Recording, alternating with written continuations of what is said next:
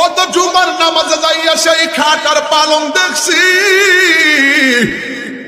একটাবার মাথায় ঢুকলো না আমি কি এটার মধ্যে শুয়া বিদায় হব। জীবনে কত জানাজার ময়দান, এই মাঠে জানাজা পড়ছি, একটাবার ভাবলাম না হাইরে আমার জানাজা কি এই মাঠেই হবে। কথা কোন ঠিক কিনা? নামাজ না পড়া যারা কবরে যাবে তাদের শাস্তি হলো তিনটা। এক নম্বর শাস্তি হলো কবরের ডান পাশের মাটি এক প্রান্তে যাবে, বাম পাশের মাটি আরেক প্রান্তে যাইয়া এমন জোরে একটা চাপা মারবো,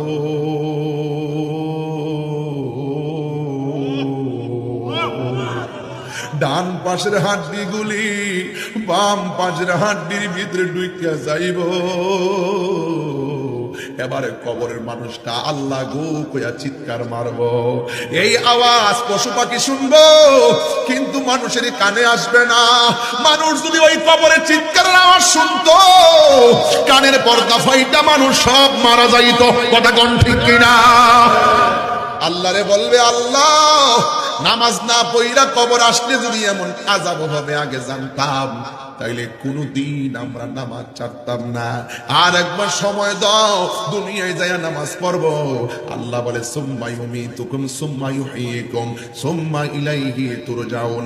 মরে গেছো, মরার পরে জীবন দিছি দুনিয়ায় যাওয়ার জন্য নয়, মরার পরে যে জীবন দিছি সুম্মা ইলাইহি তুরজাউন, আমি আল্লাহর দিকে আসার জন্যই তোরে মরণ দিয়েছি। কথা বলেন ঠিক কিনা?